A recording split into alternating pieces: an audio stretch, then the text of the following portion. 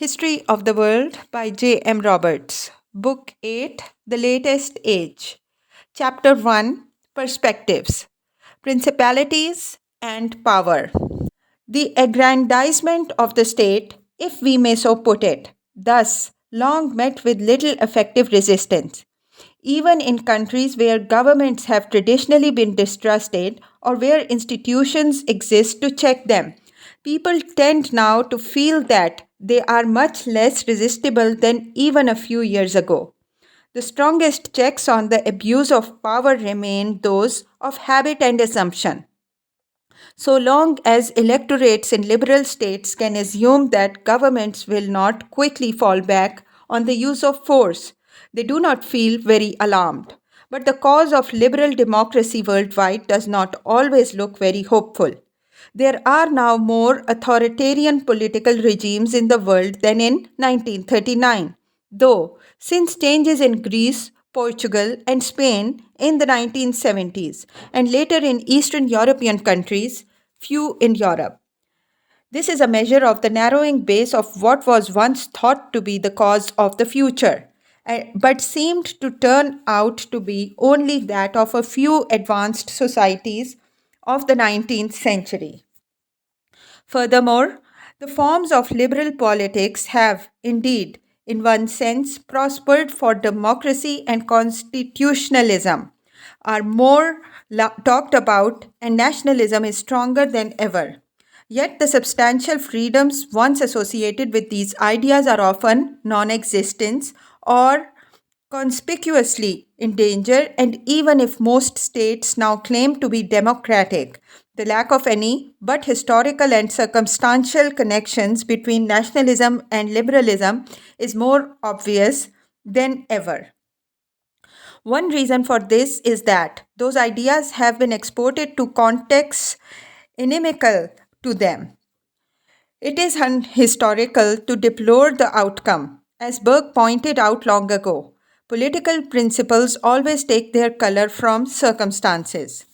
Often, in the last half century, it has been shown that representative institutions and democratic forms cannot work properly in societies lacking solid foundations in habits coherent with them, or where powerful divisive influences are at work.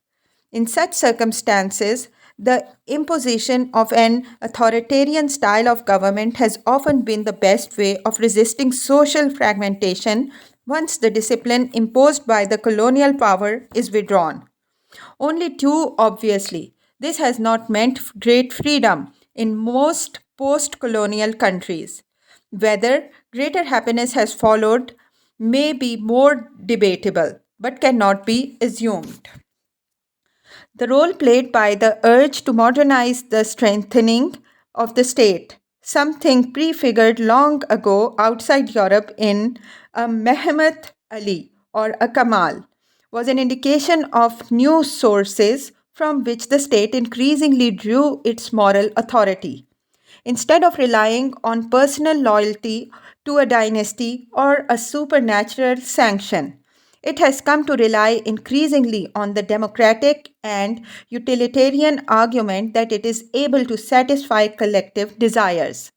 Usually these were for material improvement, but sometimes not. Now they appear often to be for greater equality. If one value more than any other legitimizes state authority, today it is in fact nationalism. Still, the motive and fragmenting force of much of the world politics, and paradoxically, often the enemy of many particular states in the past. Nationalism has been successful in mobilizing allegiance as no other force has been able to do. The force is working the other way to integrate the world as one political system have been circumstantial and material, rather than comparably powerful moral ideas or mythologies. Nationalism was also the greatest single force in the politics of history's most revolutionary century, engaging for most of it with multinational empires as its main opponents. Now, though it is more often engaged with rival nationalisms and with them continues to express itself in violent and destructive struggles. When in conflict with nationalism, admittedly, the state often came off badly even when, to all appearances, enormous power have been concentrated in its apparatus. Buttressed by the traditions of communist centralization, though they were, both the USSR and Yugoslavia have now disintegrated into national units. Quebecois still talk of separating from Canada. There are many other instances of disturbingly violent potential. Yet nationalism has also greatly reinforced the power of the government and extended its real scope. And politicians in many countries are hard at work fostering new nationalisms where they do not exist in order to bolster shaky structures that have emerged from decolonization. Nationalism, too, has gone on underwriting the moral authority of states by claiming to deliver collective good, if only in the minimal form of order. Even when there is a disagreement or debate about exactly what benefits the state should provide in specific instances. Modern justifications of government rest at least implicitly on its claim to be able to provide them, and so to protect national interests. Whether states actually did deliver any such good at all has, of course, often been disputed. Marxist orthodoxy used to argue, and in a few places still does, that the state was a machine for ensuring the domination of a class and as such would disappear when overtaken by the march of history. Even Marxist regimes, though, have not always behaved as if that were true. As for the idea that a state might be a private possession of a dynasty or an individual serving private interests, it is now everywhere formally disavowed, whatever the reality in many places. Some states now participate to a degree far suppressing any of their predecessors in elaborate systems, connections, and organizations for purposes going well beyond those of simple alliance and requiring concessions of sovereignty.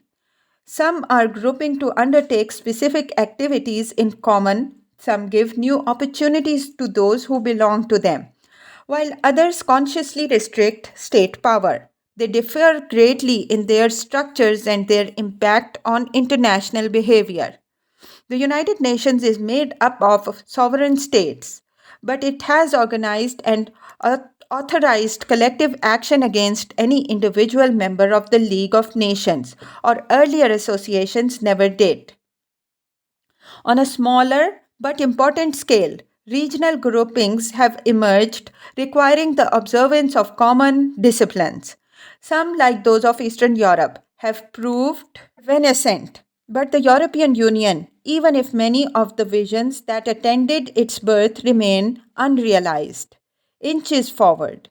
On 1st January 2002, a new common currency was introduced among 12 of its member states and 300 million people.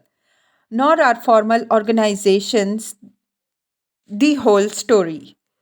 There are some unorganized or only vestigially organized supranational realities that from time to time appear to eclipse the freedom of individual states. Islam has at times been feared or welcomed as such a force, and perhaps the racialist consciousness of Pan Africanism, or of what is called negritude, inhibits some nations' action. The spread of this luxuriant undergrowth to international affairs must make obsolete the old notion that the world consists of independent and autonomous players operating without restraint except that of individual interests.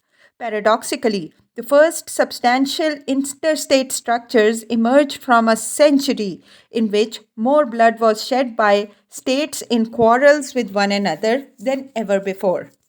International law, too, now aspires to greater practical control of states' behavior than previously, despite all the notorious examples that remain of failure to comply with it. In part, this is a matter of slow and still sporadic change in the climate of opinion. Uncivilized and barbarous regimes go on behaving in uncivilized and barbarous ways. But decency has won its victories too. The shock of uncovering in 1945 the realities of the Nazi regime in wartime Europe meant that great evils can now be not launched and carried through without concealment, denial, or attempts at plausible justification. In July 1998, representatives of 120 nations, although those of the United States were not among them, agreed to set up a permanent international court to try war crimes and crimes against humanity. In the following year, the highest of the British courts of justice ruled unprecedentedly that a former head of state was liable to extradition to another country to answer their charges of crimes alleged against him. In 2001, the former president of Serbia was surrendered by his countrymen to an international court and appeared there in the dock. It is not exaggerated. Hundreds, if not thousands, of wicked men continue to practice around the world brutalities and cruelties for which there is little practical hope at present of holding them to account. International criminality is a concept that infringes state sovereignty, and the United States is not likely, under any conceivable presidency, to admit the jurisdiction of an international court over its own citizens. But the United States itself also explicitly adopted revolutionary foreign policy goals for quasi moral ends in the 1990s in seeking to overthrow the governments of Saddam Hussein and Slobodan Milosevic, and it is now concerned with the organization of efforts against terrorism, which must imply some further interference with others' sovereignty. Nevertheless, at home, governments have for 2 or 300 years enjoyed more and more power to do what was asked of them.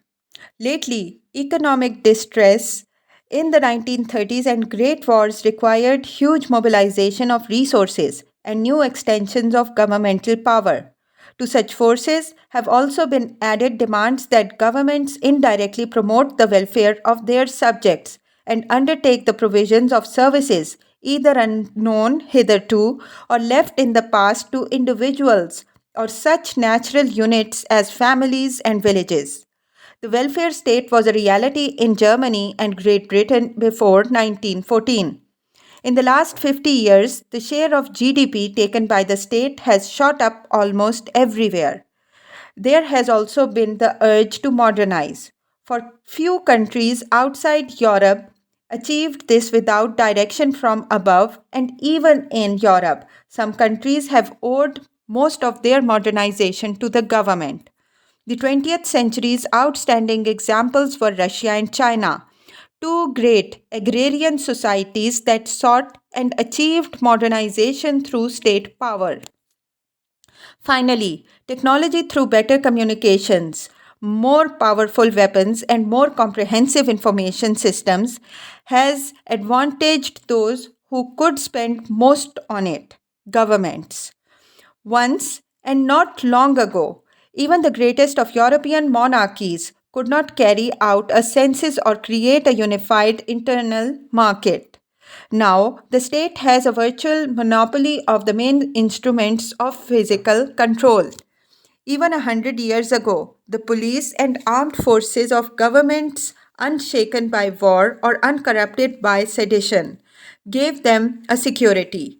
Technology has only increased their near certainty. New repressive techniques and weapons, though, are now only small part of the story. State intervention in the economy through its power as consumer, investor, or planner, and the improvement of mass communications in a form that leaves access to them highly centralized, all matters immensely. Hitler and Roosevelt made great use of the radio, though for very different uh, ends, and attempts to regulate economic life are as old as government itself. Nonetheless, the governments in most countries have had to grapple more obviously in recent times with new integration of the world economy and consequently less freedom in running their own economic affairs. This goes beyond the operation of supranational institutions like the World Bank or IMF. It is a function of a long visible tendency, often now called globalization, in its latest manifestations, sometimes institutionalized by international agreement or by the simple economic growth of large companies, but driven by rising expectations everywhere. It is a phenomenon that often dashes the hopes of the politicians seeking to direct the societies over which they are expected to preside. Economic and political independence can be hugely infringed by unregulated global financial flows and even by operations of great companies, some of which can call on resources far larger than those of many small states. Paradoxically, complaints about the curbing of state independence to which globalization can give rise are sometimes voiced most loudly by those who would urge even more vigorously interference with sovereignty in case of, for example, abuse of human rights. The play of such forces is discernible in the pages that follow.